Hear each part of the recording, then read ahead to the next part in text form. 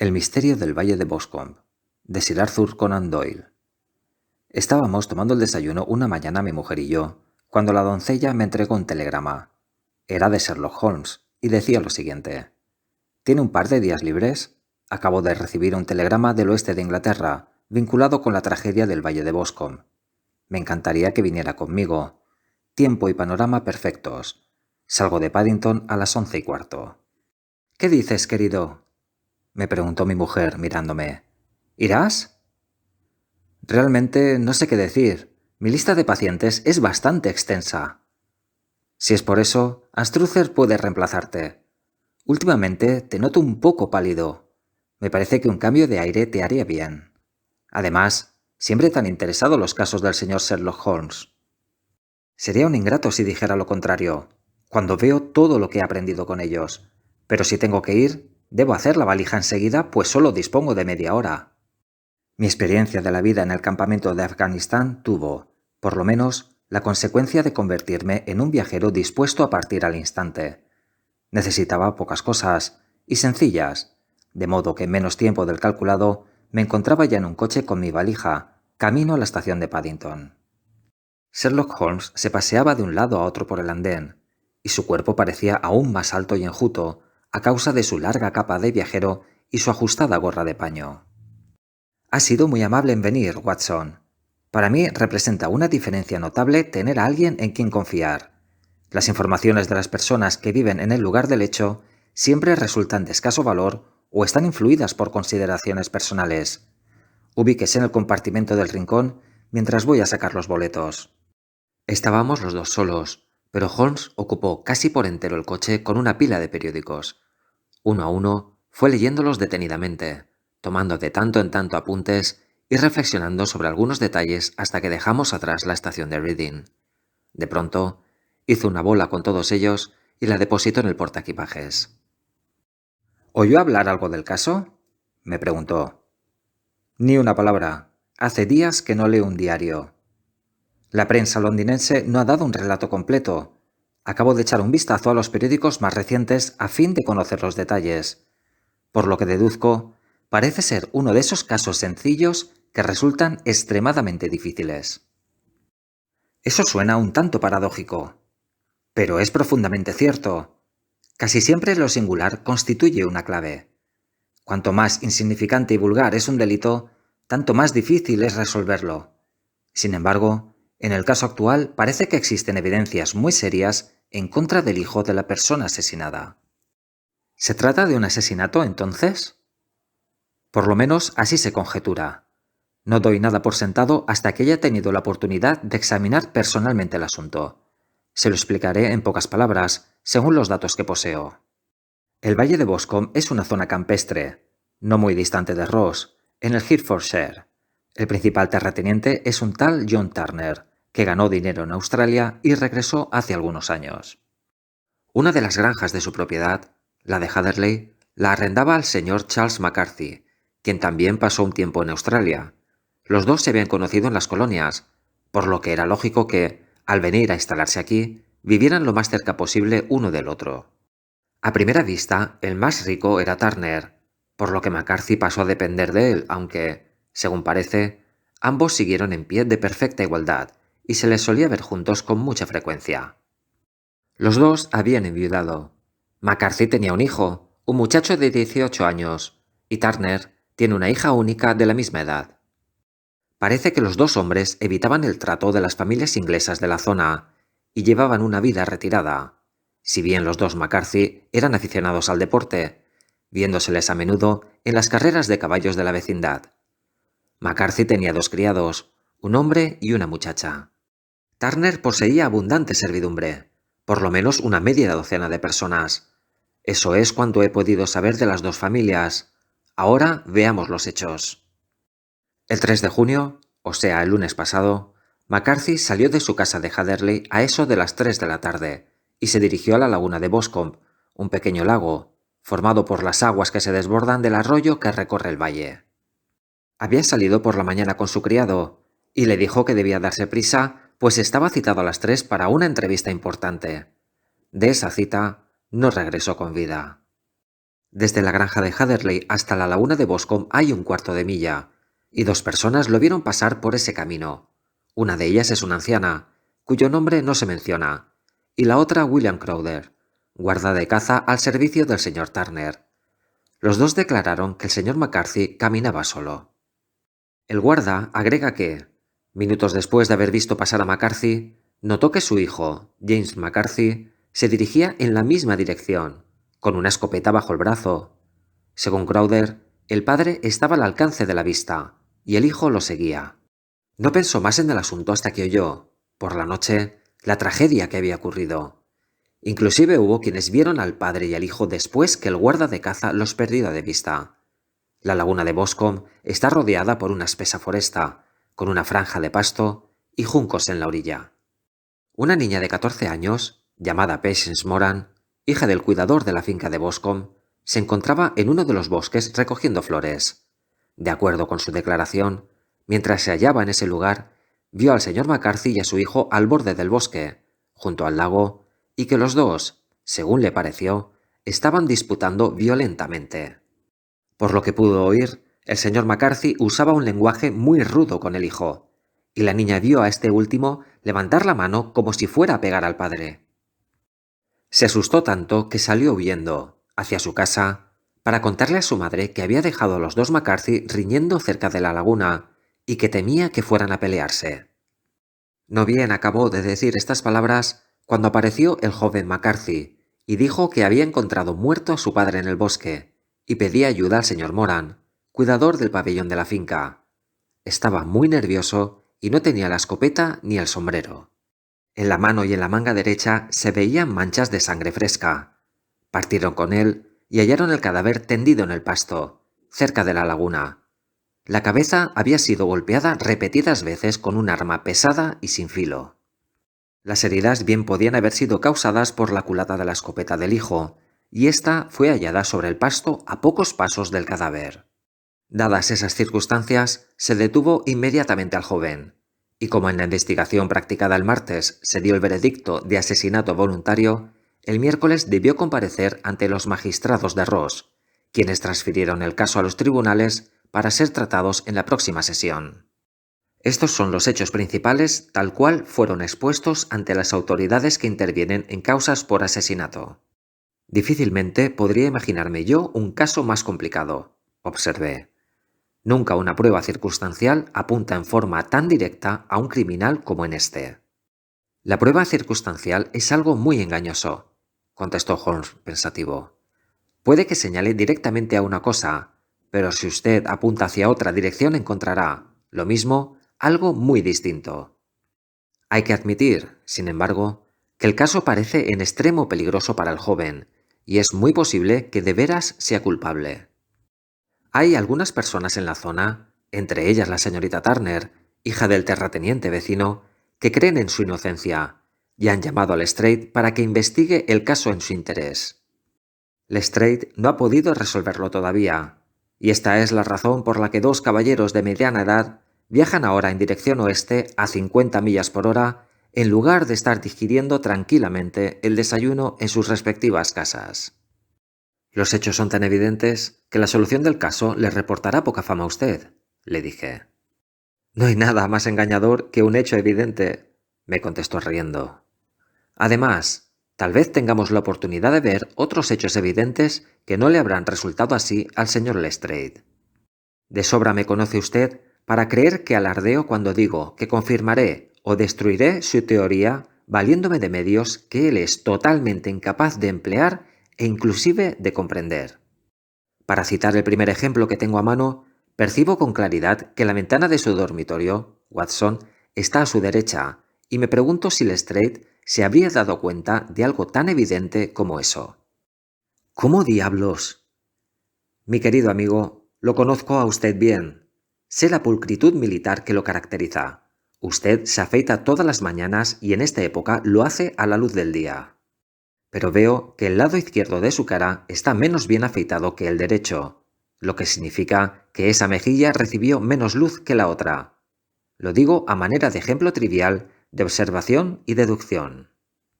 En eso consiste mi oficio, y es posible que pueda servirme de utilidad en la investigación que voy a llevar a cabo. En el informe policial hay 1 o 2 puntos de menor importancia que valdrá la pena tener en cuenta. ¿Cuáles son? Parece que el arresto del muchacho no se produjo enseguida, sino después de haber regresado a la granja de Hatherley. Cuando el inspector le informó que estaba detenido, manifestó que la noticia no le sorprendía y que en realidad era lo que se merecía. Esta declaración produjo el efecto natural de alejar cualquier duda en los miembros del jurado. «Eso fue una confesión», exclamé. «No, porque a continuación siguió una protesta de inocencia». La observación, por lo menos, fue sospechosa, pues remataba toda una serie de sucesos condenatorios. «Por el contrario», dijo Holmes, «me parece que constituye el único punto luminoso entre tantos nubarrones. Por inocente que sea el joven, no creo que haya sido tan imbécil de no ver que las circunstancias se tornaban cada vez más adversas para él. De haberse mostrado sorprendido cuando lo detuvieron, o fingido indignación, tal actitud lo habría convertido en altamente sospechoso, pues su sorpresa o ira no habrían resultado naturales bajo esas circunstancias, y hasta podrían haber sido la mejor actitud a tomar por parte de un hombre tan calculador. Su franco modo de proceder ante el evento sería una señal de su inocencia, o de su firmeza y dominio de sí mismo. En cuanto a su observación de que lo tenía merecido, también resulta lógica si recapacita usted que estuvo junto al cadáver de su padre, y no queda duda alguna de que ese día olvidó sus deberes filiales hasta el punto de insolentarse de palabra, y según lo declarado por la niña, cuya exposición reviste tanta importancia, hasta llegó a levantar la mano como para pegarle. Que él mismo se reprochara su conducta y se mostrara arrepentido, me parecen signos de una mente sana más bien que de una culpable. Muchos han sido ahorcados con pruebas menos evidentes, observé. Es cierto, y muchos han sido ahorcados injustamente. ¿Cuál es la declaración del muchacho sobre este asunto? Me temo que no sea muy alentadora para quienes están a su favor, si bien existen 1 o 2 puntos sugestivos. Aquí la tiene. Léala. Del montón de diarios sacó un ejemplar del periódico de Hertfordshire y, dando vuelta a una hoja, señaló un párrafo en el que el desdichado joven daba su propio informe de lo ocurrido. Me instalé en el rincón del compartimiento y leí este pasaje. Luego fue llamado a declarar el señor James McCarthy, hijo único del muerto, quien manifestó lo siguiente. Estuve ausente de casa 3 días, en Bristol, y acababa de regresar la mañana del lunes pasado, o sea el 3. Cuando llegué, mi padre no estaba en casa, y la doncella me informó que había salido en coche hacia Ross con John Cobb, el caballerizo. Poco después de regresar, oí las ruedas del vehículo en la explanada del patio, y mirando a través de la ventana lo vi descender y salir rápidamente, sin saber en qué dirección iba. Tomé entonces la escopeta y me fui a pasear a la laguna de Boscombe, con la intención de visitar las conejeras que se encuentran del otro lado. En el camino vi a William Crowther, el guarda de caza, como ha declarado él en su exposición, pero se equivoca si cree que yo seguía a mi padre. No tenía la menor idea de que estaba delante de mí. Cuando me encontraba a unas 100 yardas de la laguna, oí el grito de «¡Cuí!», que mi padre y yo usábamos por lo general para llamarnos. Me apresuré y lo vi de pie junto a la laguna. Pareció sorprenderse mucho al verme y me preguntó, con un tono bastante áspero, qué estaba haciendo yo ahí. La conversación subió de tono y casi llegamos a los golpes, pues mi padre tenía un carácter muy violento. Al ver que no podía controlarse lo dejé y regresé hacia la granja Hatherley. No había andado más que unas 150 yardas cuando oí un grito espantoso a mis espaldas, lo que me hizo regresar corriendo. Encontré a mi padre agonizando en el suelo, con una profunda herida en la cabeza. Dejé caer mi escopeta y lo sostuve en mis brazos, pero murió casi enseguida. Me arrodillé junto a él unos minutos y luego me dirigí en busca del guarda del pabellón del señor Turner, pues su casa era la más próxima, con el fin de pedirle ayuda. Cuando regresé no había nadie junto a mi padre, y no tengo la menor idea de quién puede haberle causado las heridas mortales. No era un hombre que se hacía querer, pues su modo de ser era frío y altanero. ¿Le hizo su padre alguna declaración antes de morir?, le preguntó el oficial inspector. Musitó unas palabras, pero solo pude entender algo parecido a rat. ¿Qué entendió usted por esa palabra? Para mí no tenía sentido alguno, Me pareció que estaba delirando. ¿Cuál fue el motivo por el que usted y su padre riñeron? Preferiría no contestar. Me veré obligado a insistir. Me resulta imposible decírselo. Puedo asegurarle que nada tiene que ver con la tragedia que ocurrió después. Eso lo decidirá la justicia. No necesito explicarle que su negativa a contestar perjudicará su causa en gran medida en los futuros procedimientos que se realicen. A pesar de eso, rehúso contestar. Tengo entendido que el grito de Cui era una señal establecida entre usted y su padre, ¿verdad? ¿Cómo es posible entonces que su padre lo emitiera antes de verlo a usted e inclusive antes de que supiera que usted había regresado ya de Bristol? No sé, dijo con gran confusión.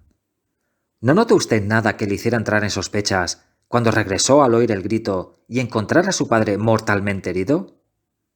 Nada concreto. ¿Qué quiere decir con eso? Cuando volví hacia donde se encontraba mi padre, estaba tan perturbado y nervioso que lo único en lo que pensé fue en él. Con todo, tengo una vaga sensación de que al regresar corriendo vi una cosa en el suelo, a mi izquierda, algo que me pareció de color gris, una especie de chaqueta o de capa escocesa. Cuando me incorporé junto a mi padre, miré alrededor, pero ya había desaparecido. ¿Quiere decir que desapareció antes de que usted corriera en busca de socorro? Sí. ¿Y no puede decir de qué se trataba? No, solo tuve la sensación de que ahí había algo. ¿A qué distancia del cadáver? Aproximadamente unas 12 yardas. ¿Y a qué distancia de la orilla del bosque? Casi la misma.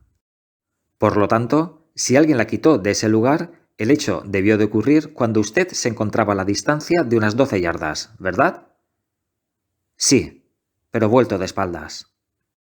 Con esto se dio por terminado el interrogatorio del testigo. Por lo que veo, dije echando un vistazo a la columna, el inspector estuvo bastante severo con el joven McCarthy en sus observaciones finales.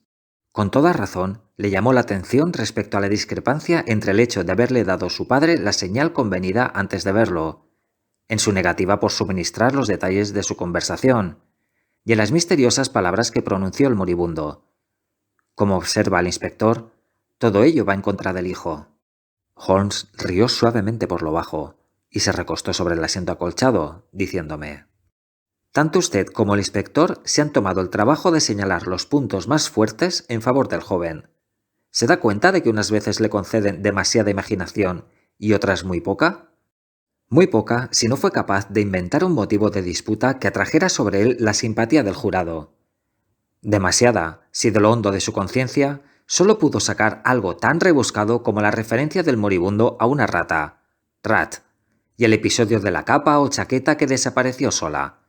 No, señor, yo enfocaré este caso desde el punto de vista de que lo dicho por el joven es verdad. Luego veremos a dónde nos lleva esta hipótesis. Y basta por ahora. No diré una sola palabra más hasta que estemos en el lugar de la acción. Almorzaremos en Swindon y por lo que veo, ya estamos a 20 minutos de esa estación». Eran casi las 4 cuando, después de haber pasado por el bello valle de Stroud y atravesado el ancho y resplandeciente Severn, llegamos por fin a la bonita población campesina de Ross. Nos esperaba en el andén un hombre flaco, de aspecto de hurón y mirada furtiva y astuta. Pese a su guardapolvo de color castaño y polainas de cuero que se había puesto como deferencia al rústico lugar, no tuve dificultad alguna de reconocer en él al Lestrade, de Scotland Yard. Nos dirigimos con él en un coche hasta el escudo de Hereford, donde se nos había reservado una habitación. «He pedido un carruaje», dijo Lestrade cuando nos sentamos a beber una taza de té. «Conozco su carácter enérgico y sé que no quedará satisfecho hasta no encontrarse en el lugar del crimen». «Ha sido muy atento de su parte», contestó Holmes. «Se trata solo de la presión barométrica». «No entiendo qué quiere decir con ello», dijo Lestrade, perplejo. «¿Cuánto marca el barómetro?» 29, según veo. No sopla el viento y no se ve una nube en el cielo. Traje una caja de cigarrillos, que están pidiendo que los fumemos, y el sofá es muy superior a los que suelen verse en los abominables hoteles de campo. No creo que utilice el carruaje esta noche». Lestrade se rió con indulgencia y agregó: «Sin duda ya se ha formado usted sus conclusiones a través de los periódicos. El caso es tan claro como el agua, y cuanto más de cerca se lo ve, tanto más sencillo aparece.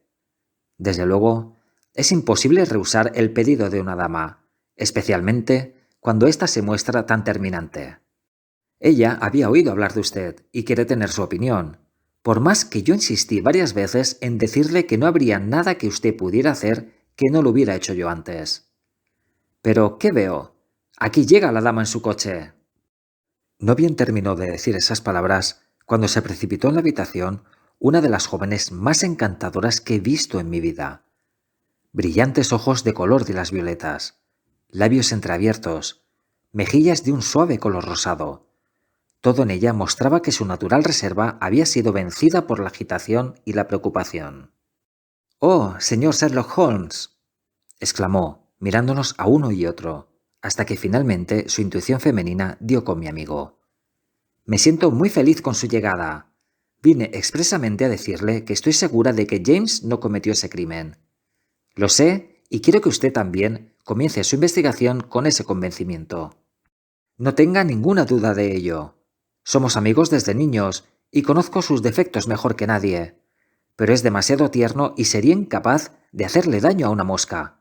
La acusación que pesa sobre él es absurda para quien lo conozca». «Confío en que todo se aclarará para bien de usted, señorita Turner», dijo Holmes. «En lo que a mí respecta, haré todo lo posible para probar la inocencia del joven McCarthy». «Usted ha leído ya los informes. ¿Ha llegado a alguna conclusión? ¿Ve alguna escapatoria? ¿No cree también que es inocente?» «Creo que es muy probable que lo sea».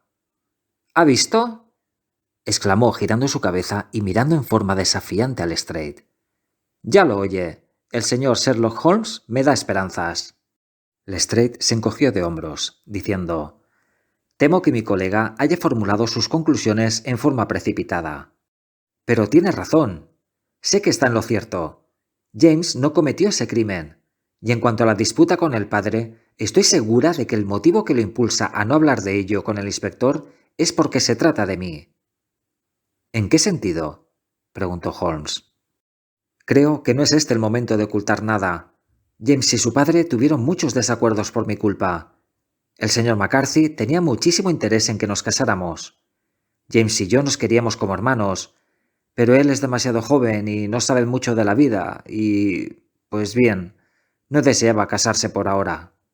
Estoy convencida de que la discusión con su padre no fue más que una de las tantas por ese mismo motivo».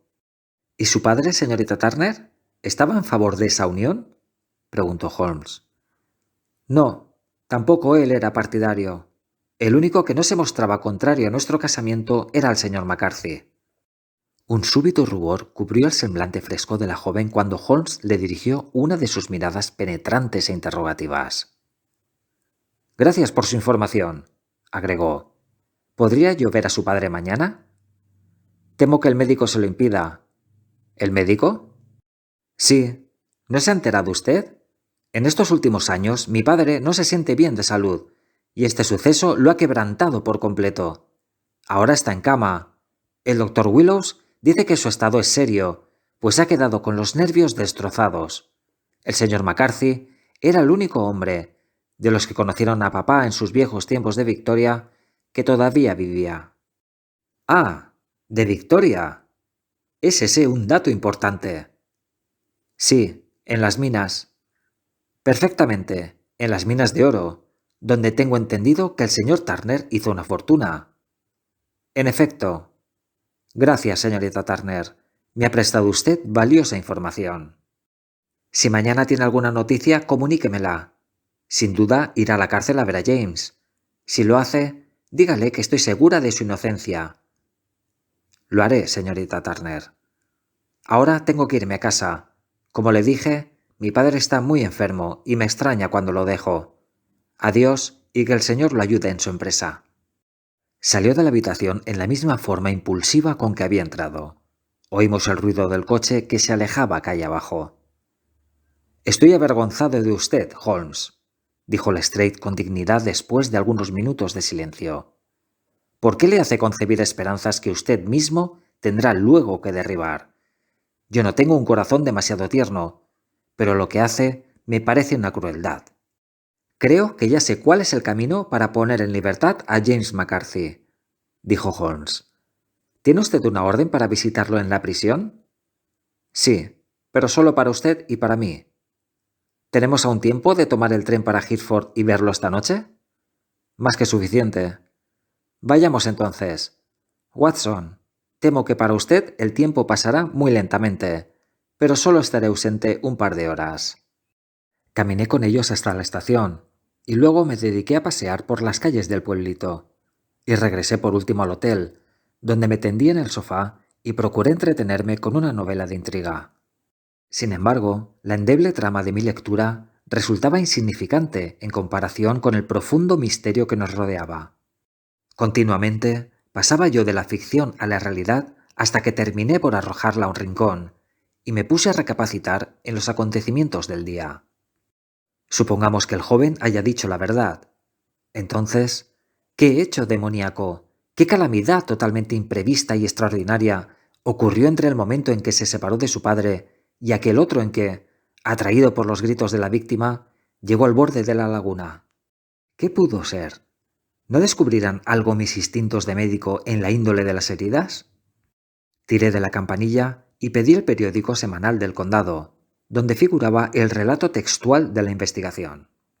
Según el informe del médico, el tercio posterior del parietal izquierdo y la mitad izquierda del occipital presentaban una fractura causada por un arma sin filo. Me toqué en la cabeza a ese lugar. Evidentemente, un golpe semejante debió de haber sido dado por detrás. Hasta cierto punto, aquello se presentaba favorable al acusado, pues cuando se lo vio discutiendo con el padre, los dos estaban frente a frente. Con todo, esa circunstancia no quería decir mucho, pues pudiera haber ocurrido que el padre se hubiera dado la vuelta antes de recibir el golpe. Pese a ello, valía la pena llamar la atención de Holmes en ese sentido. Después figuraba esa curiosa palabra rat. ¿Qué querría decir? No era posible atribuirla a que estuviera delirando.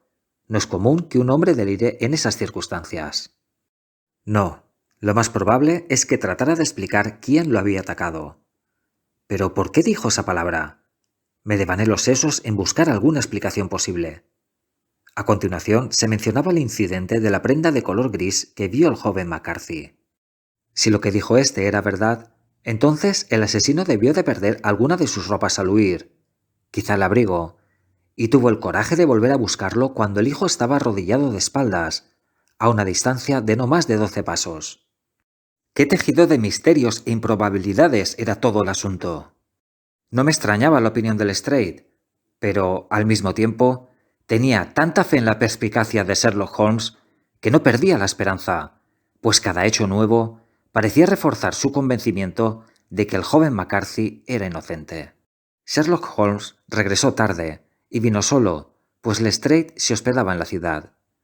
«El barómetro sigue todavía muy alto», observó al mismo tiempo que se sentaba. «Es importante que no llueva antes de que podamos llegar al lugar del hecho. Por otra parte, cuando se está frente a un trabajo como este, conviene encontrarse en las mejores condiciones, y yo no quisiera ir ahora, cansado por el largo viaje que acabo de hacer. He visto al joven McCarthy». «¿Y qué sacó de esa entrevista?» «Nada». «¿No le arrojó ninguna luz sobre el asunto?» «Ninguna. Estuve por creer en un momento que sabía quién cometió el crimen y lo ocultaba. Pero ahora estoy persuadido de que él está tan confundido como los demás. No es un muchacho muy despierto, aunque bien parecido, y creo que de buen corazón». «No puedo admirar los gustos del joven», comenté. «Si es cierto que no quería casarse con una muchacha tan encantadora como la señorita Turner». «Ah, ahí es donde interviene una historia más bien penosa. El muchacho está locamente enamorado de ella. Pero hace unos 2 años, cuando no era casi más que un mocito, y antes de volver a encontrarse con ella, pues la señorita Turner estuvo pupila 5 años en un colegio, ¿qué es lo que hace este idiota, sino dejarse atrapar por una camarera de Bristol y casarse con ella en un registro civil? Nadie sabe nada del asunto, pero puede imaginarse cómo se siente él por haber cometido esa locura en un momento de arrebato. Y fue un arrebato de esa índole lo que lo impulsó a levantar las manos cuando su padre, en la última entrevista que tuvieron, lo azuzó para que se declarase a la señorita Turner.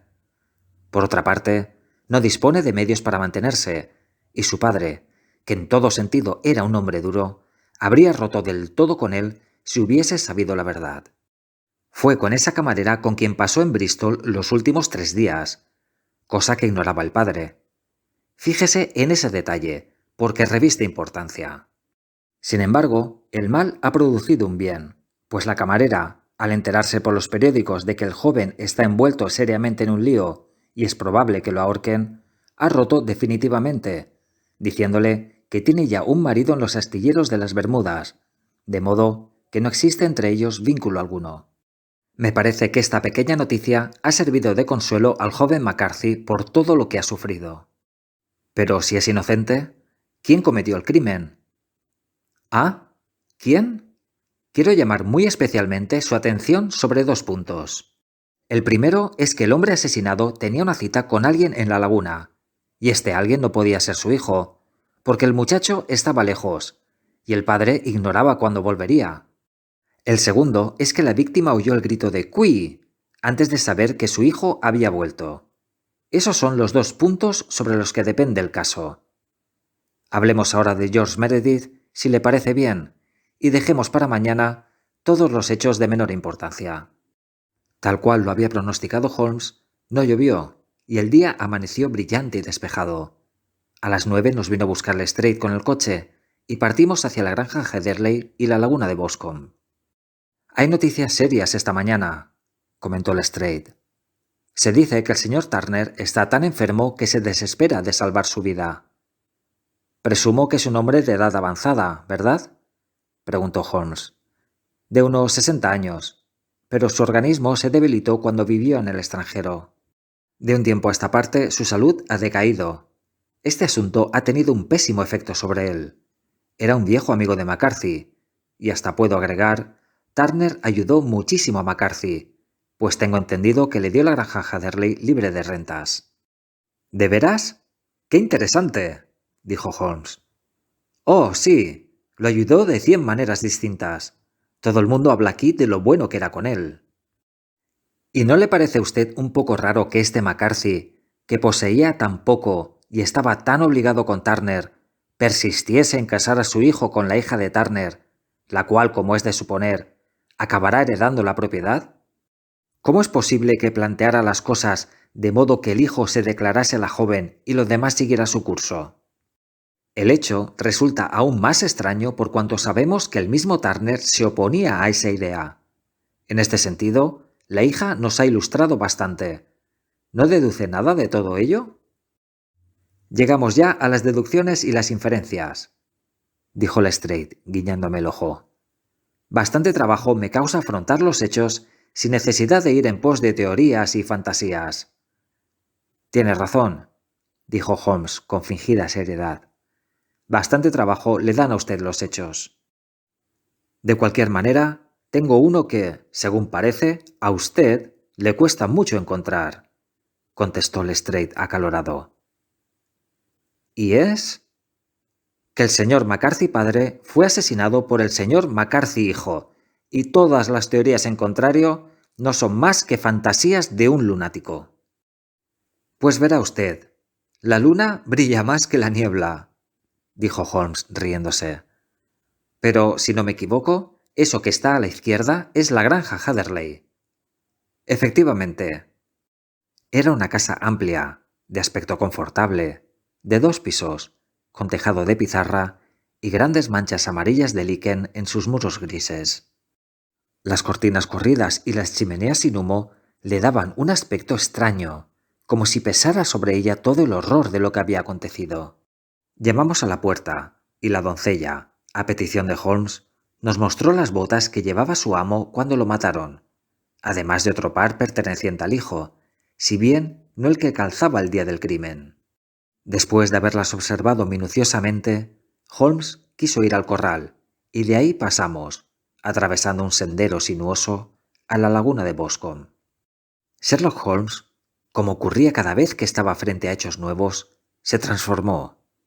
Quienes solo conocían al tranquilo pensador y razonador de Baker Street, difícilmente lo habrían reconocido.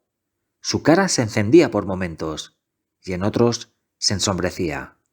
Sus cejas se apretaban en dos líneas duras y negras, por debajo de las cuales brillaban sus ojos con destellos de acero.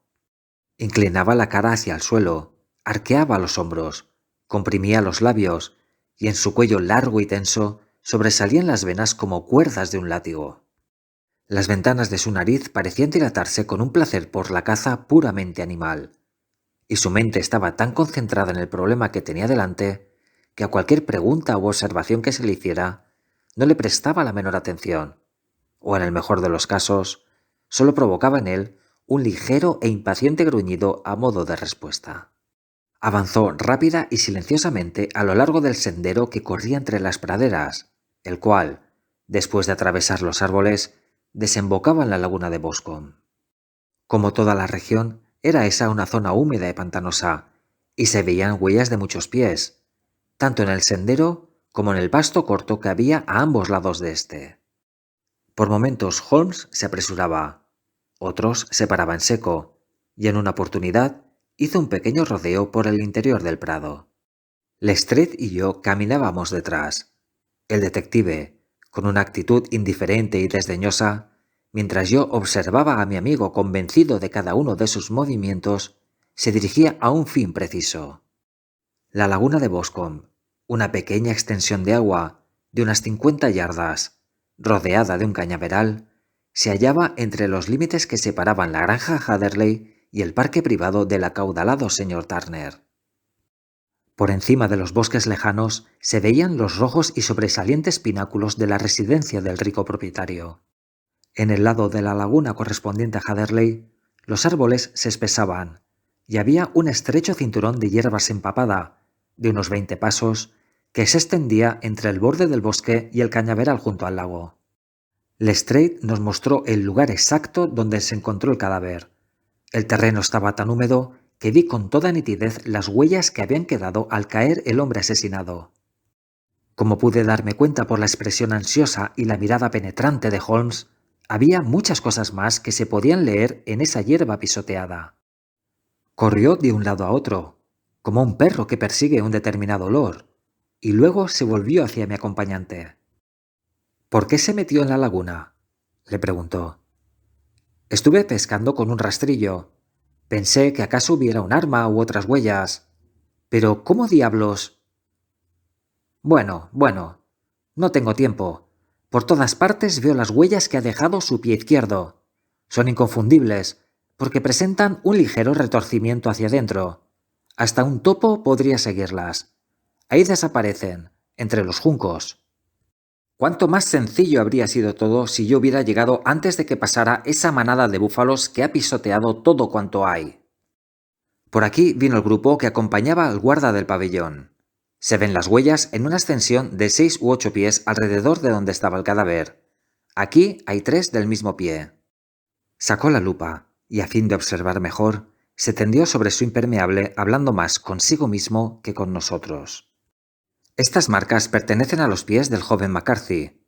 Caminó 2 veces y en otra corrió a toda velocidad. Se nota porque han quedado bien impresas las huellas de las suelas y apenas se ven las de los tacones. Esto da fe de su declaración. Corrió al ver a su padre en el suelo. Aquí se ven las pisadas del padre cuando se paseaba de un lado a otro. ¿Y esto qué es entonces? Es la culata de la escopeta, cuando el hijo estaba de pie, escuchando. ¿Y esto? ¡Ajá! ¿Qué vemos aquí? Huellas de alguien que caminaba de puntillas. Pero las botas no son nada comunes. Tienen la puntera cuadrada. Vienen, van, vuelven otra vez. Por supuesto, era para buscar la capa. Ahora bien, ¿de dónde vienen? Holmes corría en varias direcciones.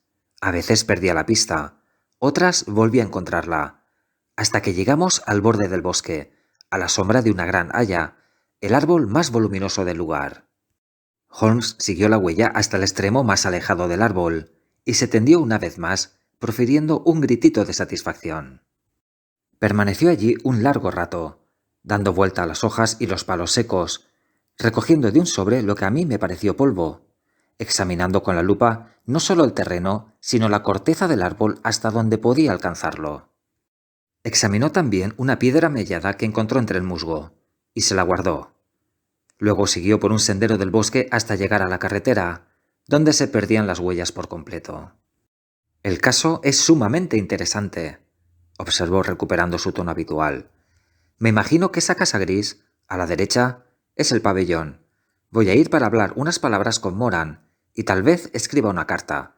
Después de eso, nos iremos a almorzar. Vayan hasta el coche, que yo me reuniré enseguida con ustedes».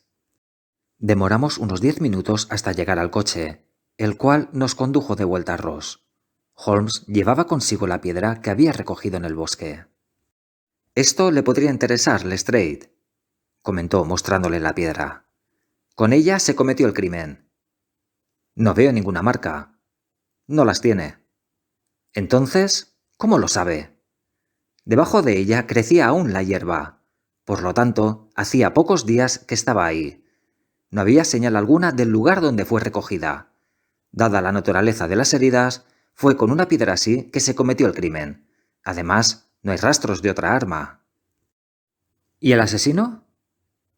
«Es un hombre alto, zurdo, cojea del pie derecho, calza botas de caza de suela gruesa, usa capa gris, fuma cigarros de la India, y lo hace con boquilla, y lleva en el bolsillo un cortaplumas sin filo. Hay otras señales, pero estas tal vez basten para nuestra pesquisa». Lestrade lanzó una carcajada y dijo: «Sigo siendo incrédulo. Todas las teorías son buenas, pero nosotros tenemos que enfrentarnos con un jurado británico testarudo». «Nous verrons». «Ya veremos», contestó con calma Holmes. «Siga usted sus propios métodos y yo seguiré los míos. Estaré ocupado esta tarde y posiblemente regrese a Londres en el tren de la noche». «¿Y va a dejar el caso inconcluso?» «No, terminado». «¿Y el misterio?» «Está resuelto». «¿Quién es el asesino entonces?» «El caballero que acabo de describir». «Pero, ¿quién es?» «No le será difícil averiguarlo, por supuesto. La zona no está muy poblada». Lestrade se encogió de hombros y dijo: «Soy un hombre práctico y no puedo andar por toda la comarca buscando un zurdo que cojea de una pierna. Me convertiría en el hazmerreír de Scotland Yard».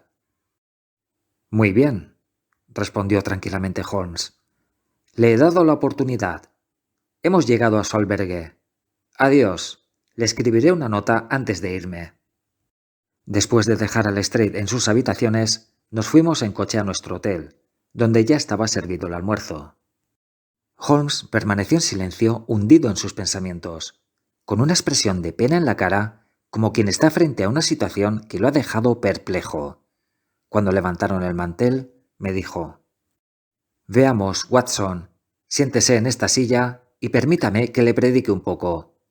No sé exactamente qué hacer, y su consejo me será de gran ayuda.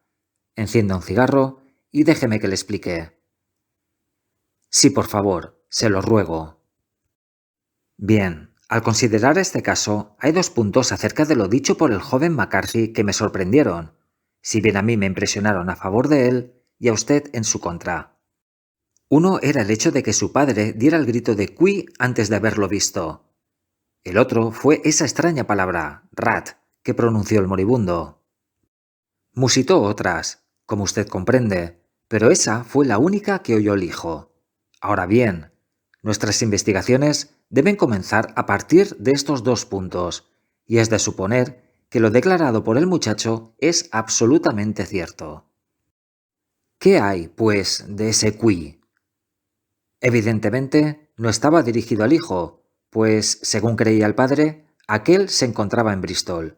Fue una mera casualidad que llegara a oídos del muchacho». El grito fue pronunciado con el fin de atraer la atención de la persona con quien el señor McCarthy se había citado. Es un grito característico de los habitantes de Australia. Existe la fuerte presunción de que a quien esperaba McCarthy en la laguna de Boscombe era alguien que había estado en Australia. ¿Y qué hay de esa palabra, rat? Sherlock Holmes sacó de su bolsillo un papel plegado y lo desdobló sobre la mesa, diciendo: «Este es el mapa de la colonia de Victoria. Telegrafié anoche a Bristol y pedí que me enviaran uno. Puso una mano en una parte del mapa y me preguntó: ¿Qué lee? Rat, contesté.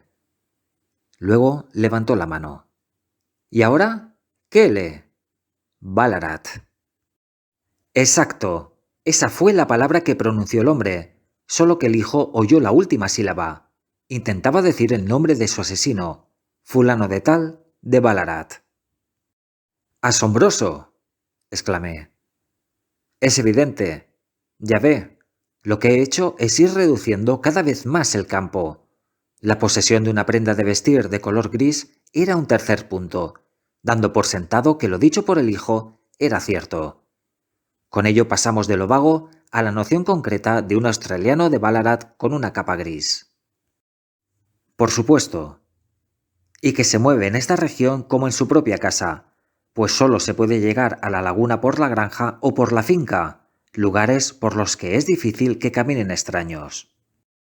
Ciertamente. Vayamos entonces a nuestra expedición de hoy. Del examen que hice del terreno, saqué los insignificantes detalles que le di al Lestrade, en lo que a la personalidad del asesino se refiere. Pero, ¿cómo los obtuvo? Conoce usted mi método. Se funda en la observación de minucias. La altura pudo usted calcularla aproximadamente por el ancho de los pasos. También pudo deducir las botas que usaba por las huellas que dejó impresas en el suelo. Sí, eran unas botas muy especiales. Pero, ¿y su cojera? Las huellas del pie derecho se notaban menos que las del izquierdo, lo que significaba que se apoyaba sobre ese pie con menos peso. ¿Por qué? Pues porque era cojo. ¿Y cómo dedujo que era zurdo? A usted mismo lo sorprendió la índole de la herida, de acuerdo con el informe suministrado por el cirujano en la investigación. El golpe fue dado de cerca y por detrás, sobre el lado izquierdo. ¿Cómo podría haber sido así de no ser zurdo el atacante? El asesino se mantuvo oculto detrás del árbol mientras duró la entrevista entre padre e hijo. Inclusive fumó durante ese lapso. Encontré ceniza de un cigarro. Con mi especial conocimiento sobre tabacos, pude establecer que se trataba de un cigarro de la India. Como usted sabe, he dedicado cierta atención a este asunto y he escrito una breve monografía sobre las cenizas de unas 140 variedades diferentes de tabaco para pipa, cigarros y cigarrillos.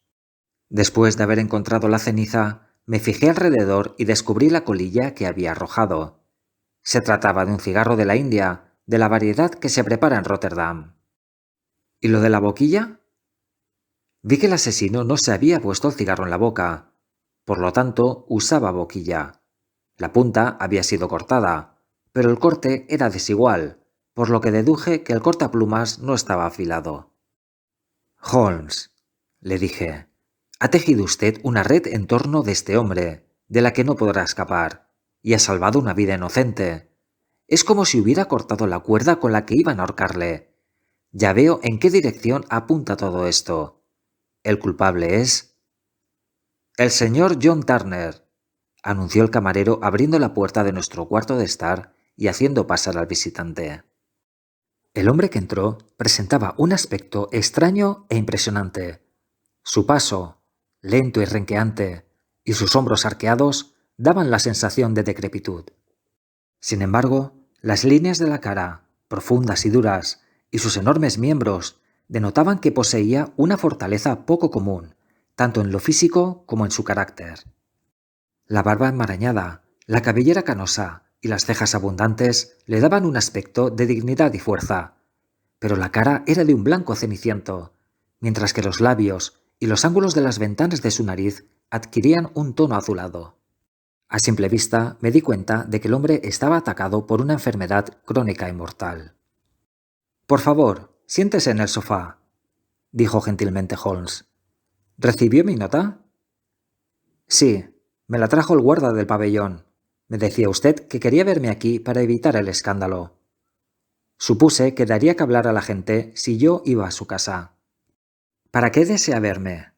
Miró a mi compañero con una expresión de desesperanza en sus ojos fatigados, como si su pregunta ya estuviese contestada. «Sí», dijo Holmes, respondiendo más la mirada que las palabras. Así es. Sé todo lo que se refiere a McCarthy. El anciano hundió la cara en las manos, exclamando a continuación: «¡Que Dios me ayude! Pero de ninguna manera habría permitido yo que le ocurriera daño alguno al joven. Le doy mi palabra de que habría confesado todo si el jurado lo hubiera declarado culpable». «Me alegra oírle decir eso», agregó Holmes en forma severa. «Habría hablado ahora mismo de no haber sido por mi hija querida. Le destrozaría el corazón saber que he sido detenido». «Tal vez no llegue a eso», dijo Holmes. «¿Cómo?» «No soy un funcionario policial. Entiendo que fue su hija quien requirió mi presencia en este lugar y actuó según sus intereses. Empero, el joven McCarthy debe ser puesto en libertad». «Soy un moribundo», dijo el anciano Turner. «Durante años he sufrido de diabetes. Mi médico dice que a lo sumo viviré un mes más, pero preferiría morir bajo mi propio techo antes que en la cárcel». Holmes se incorporó y se sentó a la mesa con la pluma en la mano y un rollo de papeles delante. «Cuéntenos la verdad», dijo. «Yo anotaré los hechos. Usted firmará y Watson, aquí presente, actuará de testigo. En último caso mostraré su confesión para salvar al joven McCarthy. Le prometo que no haré uso de ella a menos que sea absolutamente necesario». «De acuerdo», dijo el anciano. «Se trata de saber si yo viviré hasta que se reúna el jurado, de modo que para mí reviste poca importancia, pero quisiera ahorrarle a Alicia ese dolor. Ahora se lo voy a aclarar todo. Me llevó mucho tiempo llevarlo a cabo, pero no necesitaré tanto para contarlo. Usted no conoció al muerto, a ese McCarthy. Era la personificación del demonio, se lo aseguro. Dios le libre a usted de caer bajo las garras de un hombre como él. Me tuvo bajo su poder en estos últimos 20 años y arruinó mi vida. Le diré primero cómo caí bajo sus garras. Ocurrió en los primeros años de la década de 1860, en las excavaciones mineras. Entonces era yo un joven inquieto y de sangre ardiente, dispuesto a cualquier cosa. Caí en malas compañías. Me dediqué a la bebida. No tuve suerte con los reclamos que efectué en las minas. Me largué al monte y, en una palabra, me convertí en lo que usted llamaría un salteador de caminos. Conmigo había 5 más, y llevábamos una vida libre y salvaje, asaltando de tanto en tanto una granja de ovejas o deteniendo los vagones que iban a las minas. Tomé el nombre de Jack de Ballarat, y todavía se acuerdan en la colonia de la banda de Ballarat. Un día nos enteramos que venía de Melbourne, Ballarat, un convoy cargado de oro, y nos mantuvimos al acecho para atacarlo. La escolta estaba integrada por 6 hombres a caballo, y como nosotros también éramos 6, estábamos en igualdad de condiciones. A la primera descarga derribamos a 4, si bien murieron 3 de nosotros antes de apoderarnos del botín. Coloqué la boca de mi pistola en la cabeza del hombre que conducía el vagón, que era ese mismo McCarthy. Ojalá hubiera disparado contra él en ese momento. Le perdoné la vida, pero vi cómo clavaba sus ojos perversos en mi cara, como queriendo recordar cada uno de mis rasgos. Huimos con el oro, nos convertimos en hombres ricos y regresamos a Inglaterra sin despertar sospechas. Cuando llegamos, me despedí de mis viejos compinches y decidí llevar una vida tranquila y respetable. Compré esta propiedad, que por casualidad estaba en venta, y me dediqué a hacer algunas buenas obras con mi dinero, a modo de reparación por el modo con que lo había obtenido. Me casé, y aunque mi mujer murió joven, me dejó a mi querida y pequeña Alicia. Cuando era aún un bebé, su manecita parecía señalarme el camino recto que debía seguir, como nada hasta ese momento me lo había indicado. Todo marchaba bien hasta que McCarthy puso sus garras sobre mí. Había ido a la ciudad para arreglar una operación monetaria cuando lo encontré en Regent Street, vestido y calzado miserablemente. «Aquí nos tienes, Jack», me dijo, tocándome el brazo. «Seremos como de tu familia. Somos 2, mi hijo y yo, y puedes mantenernos. De lo contrario, Inglaterra es un hermoso país, respetuoso de la ley, y siempre hay un vigilante al alcance de la voz». Así fue como vinieron a esta zona, y no hubo manera de sacármelos de encima. Desde entonces vivieron en mis mejores tierras sin pagar arrendamiento. Ya no hubo descanso, ni paz, ni olvido para mí. Hacia cualquier parte que fuera, ahí estaba su cara astuta y su falsa risa. Las cosas empeoraron cuando Alicia creció, pues se dio cuenta de que yo tenía más miedo de que ella conociera mi pasado que la policía. Debía entregarle todo lo que me pedía sin discutir. Tierras, dinero, casas, hasta que por último me pidió algo que no podía concederle. Me pidió a Alicia. El hijo de él, al igual que mi hija, habían crecido, y como sabían que mi salud era débil, le pareció un golpe espléndido que el muchacho entrara en posesión de toda la propiedad. Pero en ese sentido me mantuve firme. De ninguna manera habría permitido que su casta maldita se mezclara con la de los míos. No es que me disgustara el muchacho, pero por sus venas corría la misma sangre que por las del padre, y eso me bastaba. Pese a mi firmeza, McCarthy comenzó a amenazarme. Lo desafié a que recurriera a los peores medios. Teníamos que encontrarnos en la laguna a mitad del camino entre nuestras respectivas casas para hablar del asunto. Cuando llegué, lo vi conversando con su hijo. Encendí un cigarro y esperé detrás de un árbol hasta que el muchacho se fuera. Pero al escuchar lo que decía, toda mi amargura salió a la superficie. Instó a su hijo para que se casara con mi hija, con tan poca consideración por lo que pudiera pensar ella, como si se tratara de una mujer de la calle. Perdí la razón al pensar que todo lo que para mí era más querido estaba a merced de semejante hombre. ¿Cómo podría romper los lazos que me ataban a él? Yo era un hombre moribundo y desesperado. Aunque conservaba aún mi lucidez mental y tenía bastante vigor físico, sabía que mi destino estaba sellado. Pero mi hija y mi nombre...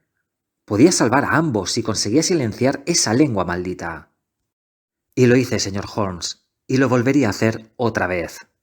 Por más pecados que haya cometido, he llevado una vida de mártir para expiarlos.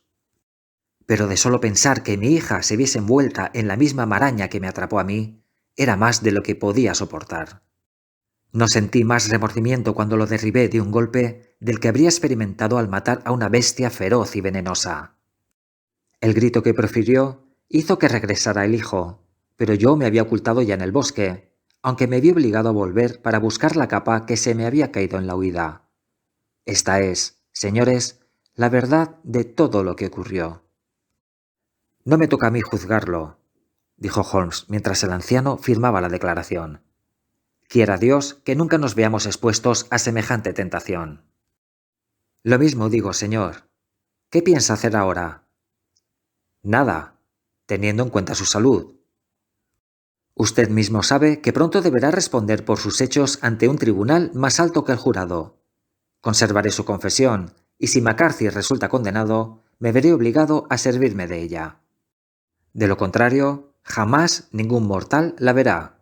En cuanto a su secreto, ya viva usted o después de haber muerto, estará segura con nosotros. Adiós entonces, dijo el anciano solemnemente. Cuando les llegue la hora de la muerte, tendrán el consuelo de saber que dieron paz a este moribundo. El anciano salió lentamente de la habitación. Los temblores sacudían su cuerpo de gigante. «¡Dios nos ayude!», exclamó Holmes después de un largo silencio. «¿Por qué el destino nos juega tales tretas a nosotros, pobres gusanos indefensos?» No puedo oír hablar de casos como este sin recordar las palabras de Baxter. Ahí va Sherlock Holmes, pero solo por la gracia de Dios. El jurado absolvió a James McCarthy basándose en las objeciones que Holmes sometió a consideración del abogado defensor. El anciano Turner vivió aún 7 meses más después de nuestra entrevista, pero ha muerto ya. Y es casi seguro de que el hijo y la hija de los principales personajes de esta historia vivan juntos y felices, ignorantes de la negra nube que ensombrece su pasado.